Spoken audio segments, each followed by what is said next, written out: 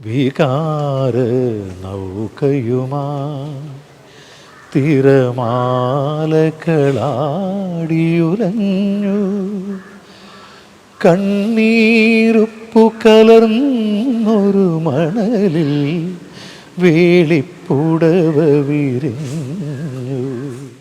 എഴുന്നേൽക്കുമ്പോഴത്തേക്കും തുടങ്ങും കസേരയിരുന്നിട്ട് പാട്ട്. എന്നെ പല ആൾക്കാരും ഫോൺ വിളിച്ചൊക്കെ ചോദിക്കാറുള്ള കാര്യം അതാണ്. എനിക്ക് പല ആൾക്കാരും ഇപ്പോൾ എനിക്കൊന്ന് വൈറലാകണം ചേട്ടാന്ന് പറഞ്ഞാൽ വിളിക്കാറുള്ളൂ. 300-ൽ പാട്ടുകൾ എഴുതിയിട്ടുണ്ട്. ഇപ്പോൾ ഈ പ്രാദേശികമായിട്ടുള്ള അമ്പലങ്ങളിലൊക്കെ ഞാൻ എഴുതിയിട്ടുണ്ട് ഗാനങ്ങളൊക്കെ. ആലപ്പുഴ ജില്ലയിലെ പ്രകൃതി മനോഹരമായ ഗ്രാമമാണ് പൂച്ചാക്കൽ. തടിപ്പണി ചെയ്യുന്ന താളത്തിനൊപ്പം ശ്രുതി പിടിക്കുന്ന ഒരു കലാകാരൻ. ഈ കൊച്ചു ഗ്രാമത്തിൽ നിന്ന് സിനിമയിൽ പാടുക എന്ന ഭാഗ്യം ലഭിച്ച കലാകാരനാണ് രമേശൻ പൂച്ചാക്കൽ. ഗായകൻ മാത്രമല്ല, ഒരു ഗാനരചയിതാവ് കൂടിയാണ് ഈ കലാകാരൻ. തൃത്താപ്പൂ നൃത്തം വയ്ക്കും തൃത്താലക്കാവിനുള്ളിൽ പൂക്കാലം തേവാരം പൂ ചൂടുമ്പോ ഇന്നലെ നീ ഊഞ്ഞാലിൽ തൊട്ടില്ലെന്തേ കണ്ടിട്ടും കുഞ്ഞാത്തോൾ മിണ്ടിയില്ലെന്തേ എവിടെ നിന്നോടെ കുഴലും പാലാട തിരുമയും ഉത്രാട തിരുനാളിൽ തുടിതുള്ളി വന്ന തുമ്പി. സോഷ്യൽ മീഡിയയിലെ വൈറൽ താരമായി മാറിയ ഇദ്ദേഹം ഒരു കാലത്ത് ഗാനമേളകളിലെ നിറസാന്നിധ്യമായിരുന്നു. ഇതാണ് എൻ്റെ ശ്രുതിപ്പെട്ടി, പ്ലൈനറാണ്. ഇത് ഓണാക്കിയിട്ട് ഇതിൻ്റെ മൂടനുസരിച്ച് ഞാനും മൂടി ശ്രുതി ഒപ്പിക്കും. എങ്ങനെയാണ് സുധർമ്മ അങ്ങനെ കണ്ടെത്തിയത്? അപ്പോൾ സുധർമ്മദാസ് എൻ്റെ ഒരു ക്രിസ്ത്യൻ ഡിവോഷനിൽ ഷൂട്ട് ചെയ്തായിരുന്നു. എൻ്റെ വീഡിയോ പുള്ളിയെടുത്ത്. അപ്പോൾ അങ്ങനെയാണ് ഞങ്ങൾ തമ്മിലുള്ള ബന്ധം. അപ്പം ഒരു യാദൃശ്യമായിട്ട് ഇവിടെ വന്ന് ഞങ്ങൾ തമ്മിൽ കണ്ടു. എന്നോടൊരു പാട്ടോടാൻ പറഞ്ഞു. ഞാൻ പാടി. ഒരു പാട്ടല്ല, 3-4 പാട്ട് പാടി. അതിൽ വികാരം നോക്കിയും പുള്ളി പാടിച്ചു. അപ്പോൾ ഞാൻ അന്നേരം പറഞ്ഞു, വികാരം നോക്കി കളഞ്ഞേക്കിട്ടോ, അത് കൊള്ളത്തില്ല എന്ന് പറഞ്ഞു. പക്ഷേ പുള്ളി ഇത് അവരുടെ പേജിലിട്ടു, എല്ലാവരും പേജിലിട്ടു. അത് 2.3 4.3 മറ്റേ ആയി, മില്യണായി. അങ്ങനെ കണ്ടു. അങ്ങനെയാണ് പിന്നെ ഫ്ലവേഴ്സിലേക്ക് വരുന്നത്, സിനിമയിലേക്ക് വരുന്നത്. സിനിമയിലേക്ക് മുരളി സാർ ഇവിടെ ഒന്ന് കണ്ടത്. അതിനെ കണ്ട അടുത്ത പടത്തിൽ രമേശെ കൊണ്ട് ഞാൻ പാടിച്ചിരിക്കുമെന്ന് പറഞ്ഞ് അങ്ങനെയാണ് ഈ ചാൻസ് കിട്ടിയത്.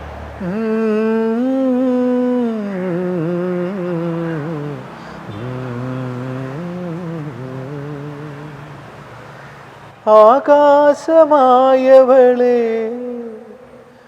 അകലെ പറന്നവളെ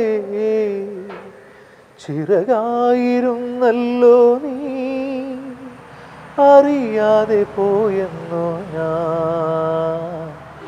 നിഴലോ മാഞ്ഞുപോയി, വഴിയും മറഞ്ഞുപോയി, തോരാത്തൊരാമഴയിൽ ചൂട്ടുമണഞ്ഞുപോയി, പാട്ടും മുറിഞ്ഞുപോയി, ഞാനും ശൂന്യമായി.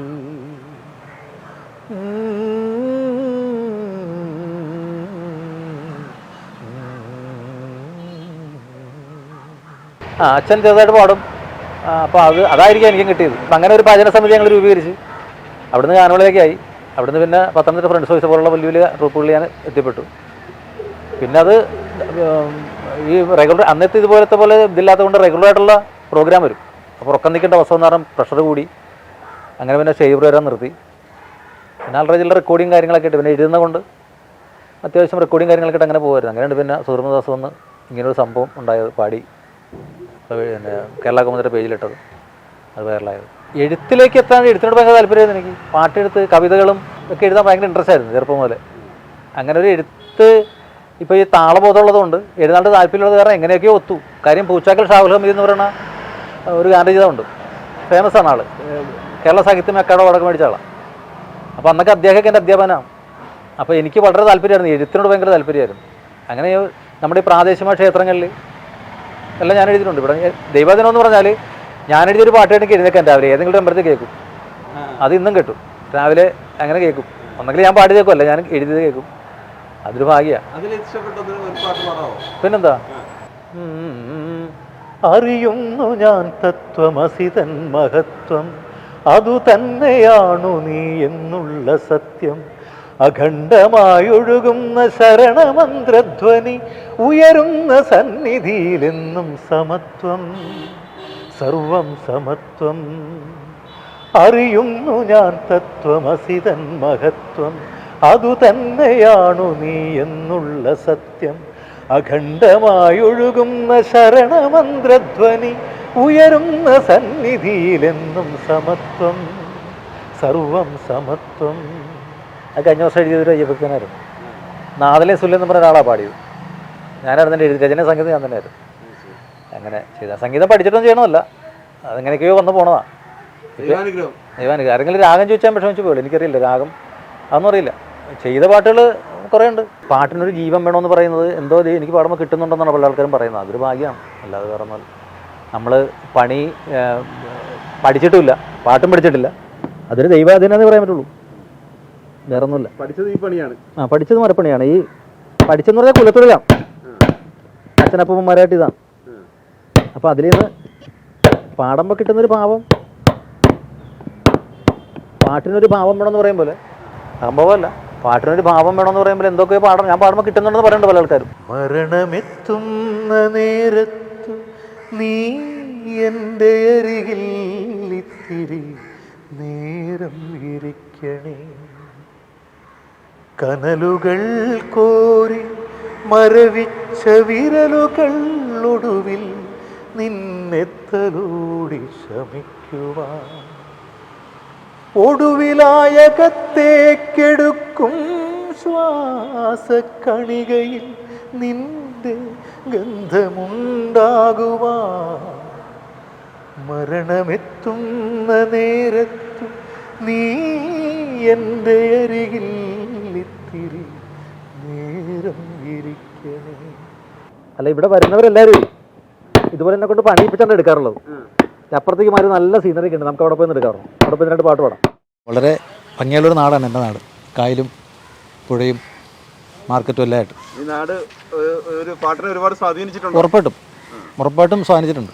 ഇപ്പോൾ എൻ്റെ ഒരു സുഹൃത്ത് എഴുതിയൊരു പാട്ട് വരെ ഉണ്ട്, പൂച്ചാക്കൽ പോകാമെന്ന് പറഞ്ഞു. കുളിരണിയും നേരത്ത് കളിവഞ്ചി തുഴഞ്ഞിട്ട് പൂച്ചാക്കൽ പോകാം, നമുക്ക് പൂച്ചാക്കൽ പോകാം. കൈതോലമറയത്ത് കതിരോന്റെ തേരേറി പൂച്ചാക്കൽ പോകാം, നമുക്ക് പൂച്ചാക്കൽ പോകാം.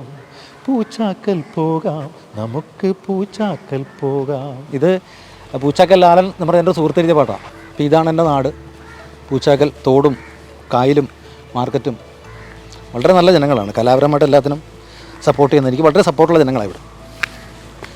എൻ്റെ സിനിമ വരെ എത്തിയെങ്കിലും എല്ലാത്തിലും ഈ നാട്ടുകാരുടെ നല്ലൊരു സപ്പോർട്ടുണ്ട്. ഇതാണ് എൻ്റെ വൈഫ് സ്നേഹലത. വൈഫ് മോഹൻ രാഹുൽ രമേശ്, പുള്ളി BR കഴിഞ്ഞിരിക്കുകയാണ്. ഇപ്പോൾ എറണാകുളത്തിൽ കമ്പനിയിൽ ജോലി ചെയ്യണം. മോള് സാധിക രമേശ്, ഇപ്പോൾ BCom കഴിഞ്ഞിട്ട് ഇപ്പോൾ ഡിജിറ്റൽ മാർക്കറ്റിംഗ് പഠിക്കണം. അപ്പോൾ രണ്ടുപേരും ഇവിടെ ഇല്ല. ഒരു 2-3 വർഷം മുമ്പുള്ള രമേശ് ചേട്ടനാണോ ഈ രമേശ് ചേട്ടനാണോ ഇഷ്ടം? സെലിബ്രിറ്റിയായ രമേശിനെയാണ് ഇഷ്ടം. അതെന്താ? ഇപ്പൊ പുറത്തേക്ക് ഇറങ്ങിയ ആൾക്കാരൊക്കെ തിരിച്ചറിയും, നമുക്ക് കൂടെ നടക്കുമ്പോൾ ഒരു സന്തോഷം. ജാടയൊന്നുമില്ല കേട്ടോ, ജാട കൂടിയിട്ടൊന്നുമില്ല നമുക്ക്. എൻ്റെ സന്തോഷം, ഞങ്ങളുടെ സന്തോഷം എന്ന് പറഞ്ഞാൽ ചെറിയ വീടാണ്. ഇതാണ് സന്തോഷം. ചേച്ചിക്ക് ഏറ്റവും ഇഷ്ടപ്പെട്ട പാട്ട് ഏതാ ചേട്ടനെ?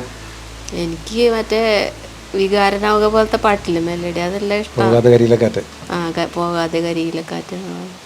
പോകാതെ കരിയിലക്കാറ്റേ ദൂരെ പോകാതെ നമ്പലക്കിളി,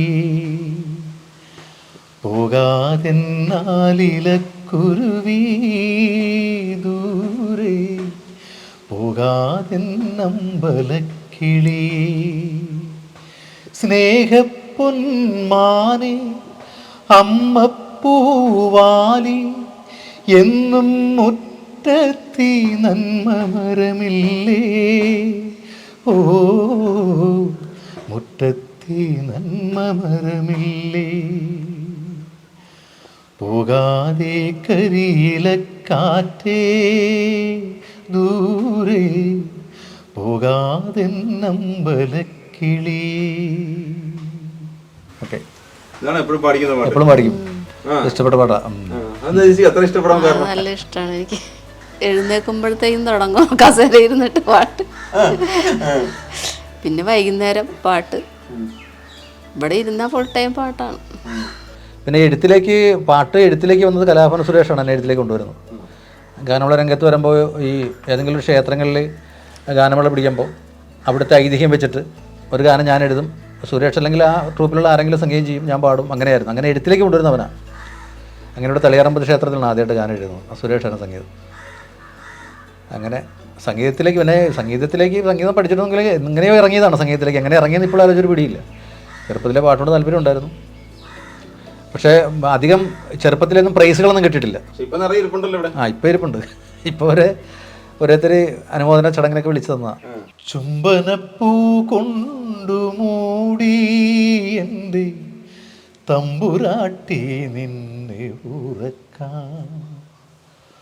ഉന്മതനുണ്മയാ കണ്ണുനീരുന്മതനുണ്മയാ കണ്ണുനീരനുരാഗ തേനെന്നു ചൊല്ലി ഞാനൂട്ടാ, തേനെന്നു ചൊല്ലി ഞാനൂട്ടാ.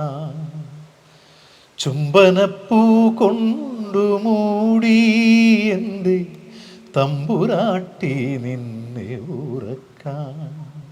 എന്നെ പല ആൾക്കാരും ഫോൺ വിളിച്ചൊക്കെ ചോദിക്കാറുള്ള കാര്യം അതാണ്.